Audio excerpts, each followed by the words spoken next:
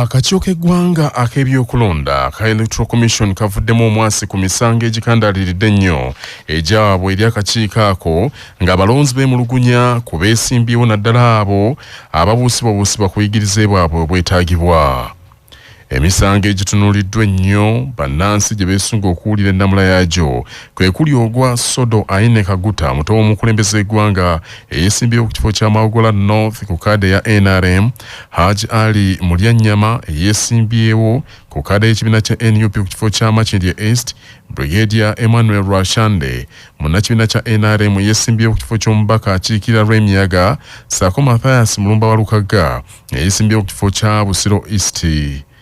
Bano bonna ababawaabira babalumiriza obutabeera na buyigirize obwesimba obwa siniya ey'omukaaga nga buno n'etteeka erifuga okulonda ababaka likifuula kya buwaze omuntu yenna ayagala ekifo ekyo okubeera nabwo. Yadde ng'emisango egyo gyawaabwa dda nga kakuyege tannatandika, kumpi omwezi guno ogusigaddeyo okulonda kutuuke, akakiiko kakyasirise tekannalamula kisembayo ekireetedde abaagiwaaba okwemulugunya. Omwogezi w'akakiiko k'ebyokulonda Julius Muchunguzi agambye nti emisango egyo gikyaliko bingi akakiiko bye keekenneenya.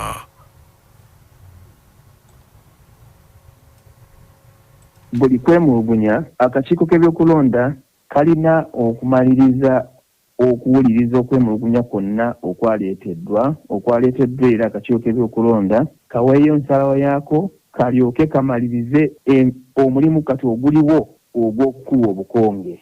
Ate abo abaleeta okwemulugunya bali in touch n'akakiiko k'ebyokulonda ate bamanyi lwaki akakiiko tekanaba kuwaayo ensala yaako ku misango egyo gye katanaba kuwaayo ensala yaako.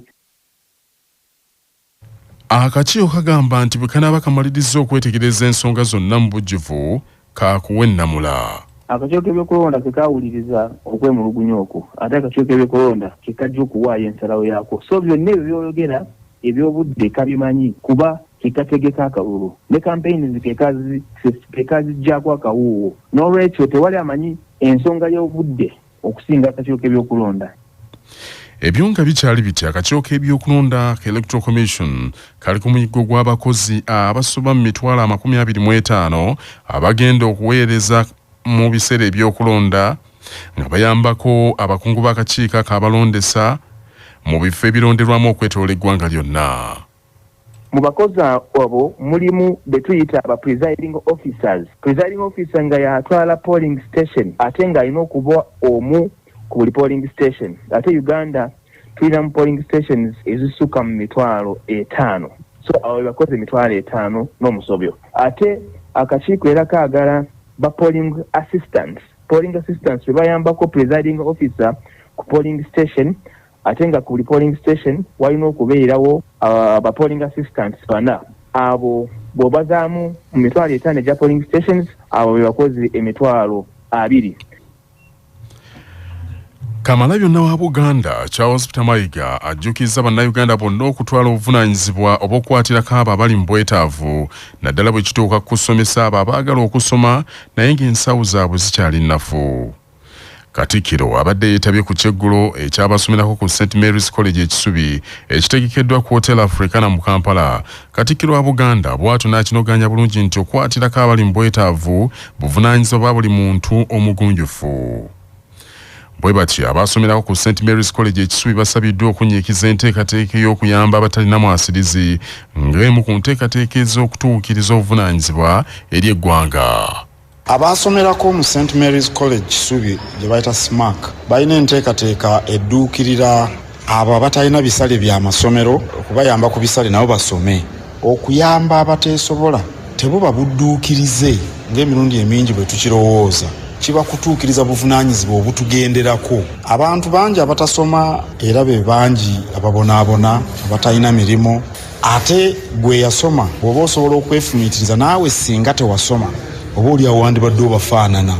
Naye ate bw'oyamba oyo ataasoma naye n'asoma n'abaako bye yeekolera okweyimirizaawo oba otuukiriza buvunaanyizibwa kuba twagala mu nsi mwe tubeera nga buli muntu asobola okufa ku bulamu bwe ng'afunye obusobozi obwo ate ebyenjigiriza buwa nnyo obusobozi obwo.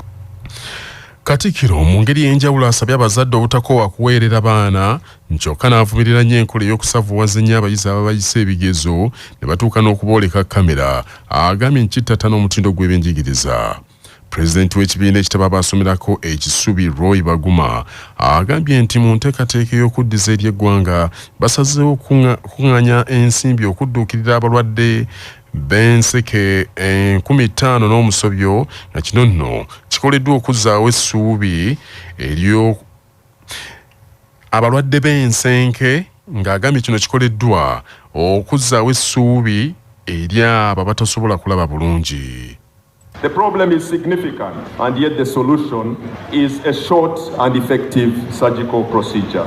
So part of the proceeds that we are raising will go towards the screening of 5,000 people in northern Uganda, which will eventually lead to 500 cataract surgeries. The budget is 314 million shillings, and we will still look for some money. I know that many of you are Rotarians. I am therefore challenging you to come back home so that we can build our very own local brand to give back to society. At a very personal level, volunteering at Smakoba since 2010 at various levels has certainly enhanced my sense of purpose to serve beyond self. Ku kiggulo ekyo kubaddeko okutongoza omukutu ogutuumiddwa Smakoba app abasomerako ekisubi kwe banaayita okumanyagana n'okunoonyezaako bannaabwe emirimu. Mu ngeri y'enjawulo waliwo abantu abasiimiddwa babawadde amayinja ag'omuwendo omubadde omulangira Dr. Haji Kasim Nakibinge Kakungulu, Professor John Dumba Sentamu, Dr. Charles Mbiire, John Mukalazi Kamya n'abalala.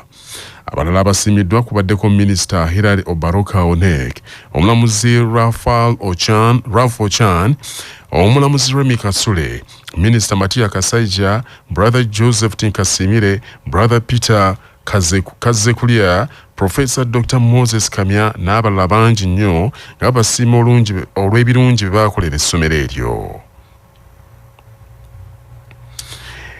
Ebbugumu lyeyongedde mu nteekateeka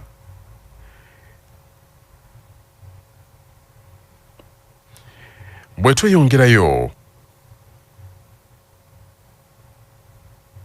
Ebbugumu lyeyongedde mu nteekateeka z'enkuuka bwaguuga ey'omwaka guno 2025. Abantu bannyina ensi mu masaza ag'enjawulo be bafunye ekinyegenyege eky'okujja mu lubiri e Mengo ate ne bannamikago ba Kyabasa ne bongeramu ebinnonogo.